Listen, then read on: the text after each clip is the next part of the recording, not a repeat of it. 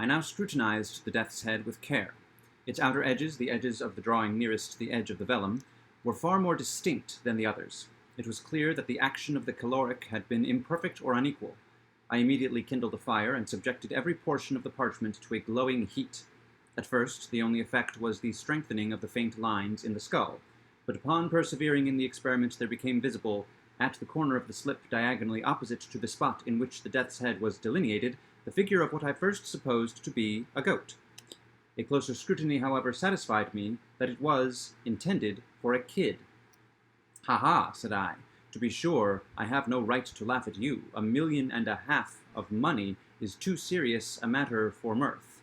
But you are not about to establish a third link in your chain.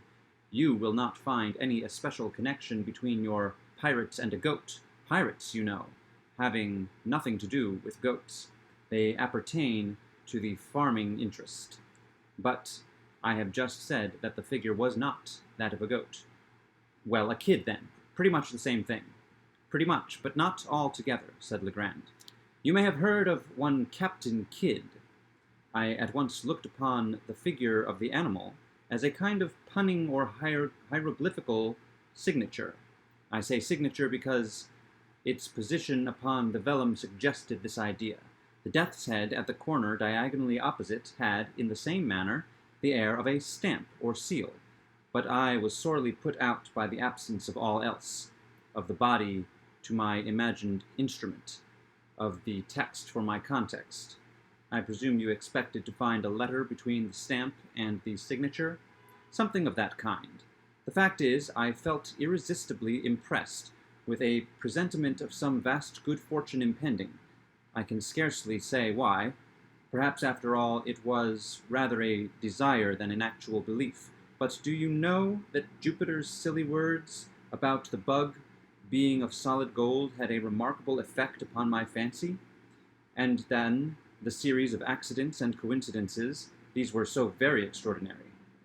Do you observe how mere an accident it was that these events should have occurred upon the sole day of the year in which it has been, or may be sufficiently cool for fire, and that without the fire, or without the intervention of the dog at the precise moment in which he appeared, I should never have become aware of the death's head, and so never the possessor of the treasure. But proceed, I am all impatience." "Well, you have heard, of course, the many stories current, the 1,000 vague rumors afloat about money buried somewhere upon the Atlantic coast by Kidd and his associates. These rumors must have had some foundation in fact, and that the rumors have existed so long and so continuous could have resulted, it appeared to me, only from the circumstance of the buried treasure still remaining entombed. Had Kidd concealed his plunder for a time, and afterward reclaimed it, the rumors would scarcely have reached us in their present unvarying form. You will observe that the stories told are all about money-seekers, not about money-finders. Had the pirate recovered his money, there the affair would have dropped. It seems to me that some accident, say the loss of a memorandum indicating its locality, had deprived him of the means of recovering it, and that this accident had become known to his followers, who otherwise might never have heard that treasure had been concealed at all, and who, busying themselves in vain because unguided attempts to regain it, had given first birth and then universal currency to the reports which are now so common. Have you ever heard of any important treasure being unearthed along the coast? Never.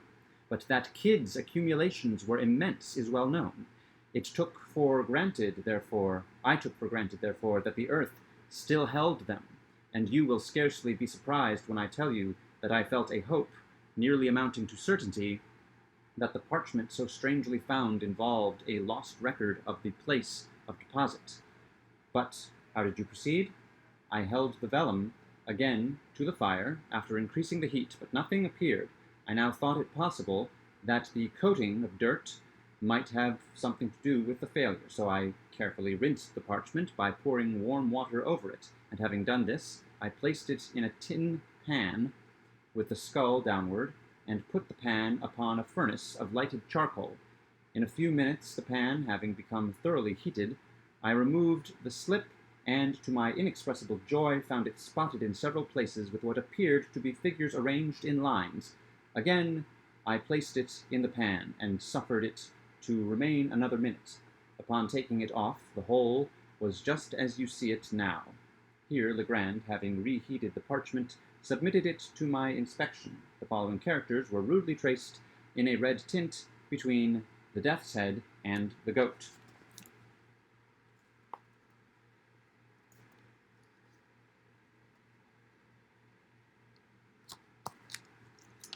"But," said I, returning him the slip, "I am as much in the dark as ever. Were all the jewels of Golconda awaiting me upon my solution of this enigma, I am quite sure that I should be unable to earn them." "And yet," said Legrand, "the solution is by no means so difficult as you might be led to imagine from the first hasty inspection of the characters. These characters, as any one might readily guess, form a cipher. That is to say, they convey a meaning. But then, from what is known of Kidd, I could not suppose him capable of constructing any of the more abstruse cryptographs. I made up my mind at once that this was of a simple species, such, however, as would appear to the crude intellect of the sailor, absolutely insoluble without the key." "And you really solved it?" "Readily. I have solved others of an abstruseness 10,000 times greater. Circumstances and a certain bias of mind have led me to take interest in such riddles, and it may well be doubted whether human ingenuity can construct an enigma of the kind which human ingenuity may not by proper application resolve. In fact, having once established connected and legible characters, I scarcely gave a thought to the mere difficulty of developing their import. In the present case, indeed in all cases of secret writing, the first question regards the language of the cipher, for the principles of solution so far, especially as the more simple ciphers are concerned, depend upon and are varied by the genius of a particular idiom. In general, there is no alternative but experiment, directed by probabilities of every tongue known to him who attempts the solution until the true one is attained. But with the cipher now before us, all difficulty was removed by the signature. The pun upon the word Kidd is appreciable in no other language than the English. But for this consideration I should have begun my attempts with the Spanish and French, as the tongues in which a secret of this kind would most naturally have been written, by a pirate of the Spanish Main. As it was, I assumed the cryptograph to be English. You observe there are no divisions between the words. Had there been divisions, the task would have been comparatively easy. In such cases I should have commenced with a collation and analysis of the shorter words, and had a word of a single letter occurred, as is most likely, A or I, for example, I should have considered the solution as assured. But there being no division, my first step was to ascertain the predominant letters, as well as the least frequent. Counting all, I constructed a table thus. Of the character 8, there are 33. Of the character semicolon, there are 26. Of the character 4, there are 19. Of the character two-barred cross, close parenthesis, there are 16. Of the character asterisk, there are 13. Of the character 5, there are 12. Of the character 6, there are 11. Of the character cross 1, there are 8. Of the character 0, there are 6. Of the character 9, 2, there are 5. Of the character colon 3, there are 4. Of the character question mark, there are 3. Of the character paragraph, there are 2. Of the character dash period, there are 1. Now in English, the letter which most frequently occurs is E. Afterward, the succession runs thus: A, O, I, D, H, N, R, S, T, U, Y, C, F, G, L, M, W, B, K, P, Q, X, Z. E predominates so remarkably that an individual sentence of any length is rarely seen, in which it is not the prevailing character. Here, then, we have, in the very beginning, the groundwork for something more than a mere guess. The general use which may be made of the table is obvious, but in this particular cipher we shall only partially require its aid. As our predominant character is 8, we will commence by assuming that as the E of the natural alphabet. To verify the supposition, let us observe if the 8 be seen often in couples, for E is doubled with great frequency in English, in such words, for example, as meet, fleet, speed, seen, been, agree, etc. In the present instance, we see it doubled no less than 5 times, although the cryptograph is brief. Let us assume 8, then, as E. Now, of all words in the language, the is most usual.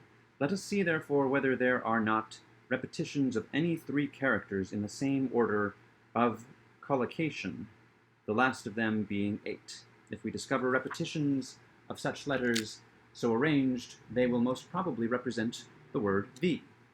Upon inspection, we find no less than 7 such arrangements, the characters being semicolon 48. We may therefore assume that semicolon represents T, semicolon 48. The characters being semicolon 48. We may therefore assume that semicolon represents T, 4 represents H, and 8 represents E, the last being now well confirmed. Thus a great step has been taken, but having established a single word, we are enabled to establish a vastly important point, that is to say, several commencements and terminations of other words. Let us refer, for example, to the last instance but one, in which the combination semicolon 48 occurs, not far from the end of the cipher. We know that the semicolon immediately ensuing is the commencement of a word, and of the 6 characters succeeding this, the, we are cognizant of no less than 5. Let us set these characters down thus, by the letters we know them to represent, leaving a space for the unknown, T, EE, TH. Here we are enabled at once to discard the TH as forming no portion of the word commencing with the first T, since by experiment of the entire alphabet for a letter adapted to the vacancy, we perceive that no word can be formed of which this th can be a part.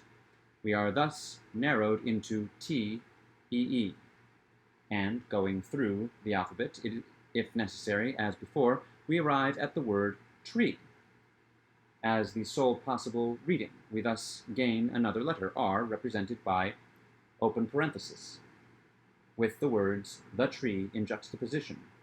Looking beyond these words for a short distance, we again see the combination semicolon 48 and employ it by way of termination to what immediately precedes. We have thus this arrangement: the tree, semicolon 4, open parentheses, 2 barred cross, question mark 3, 4, the.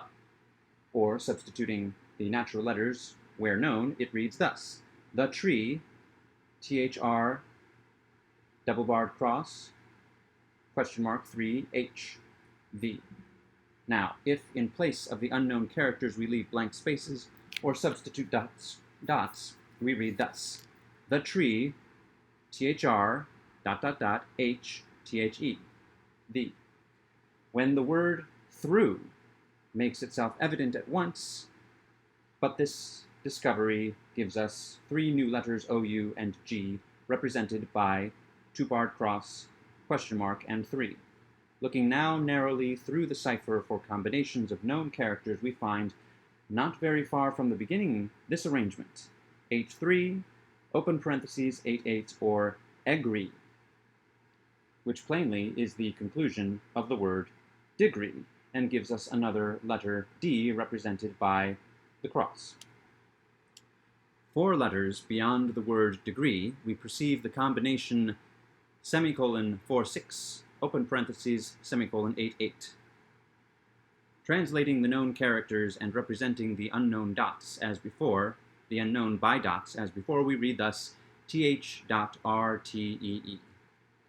An arrangement immediately suggestive of the word 13, and again furnishing us with 2 new characters I and N, represented by 6 and asterisk. Referring now to the beginning of the cryptograph, we find the combination 5-3, double barred cross, cross. Translating as before, we obtain good, which assures us that the first letter is A, and that the first 2 words are A good. It is now time that we arrange our key, as far as discovered, in a tabular form to avoid confusion. It will stand thus: 5 represents A, cross represents D, 8 represents E, 3 represents G, 4 represents H, 6 represents I, asterisk represents N, double barred crossed represents O, open parenthesis represents R, semicolon represents T, question mark represents U.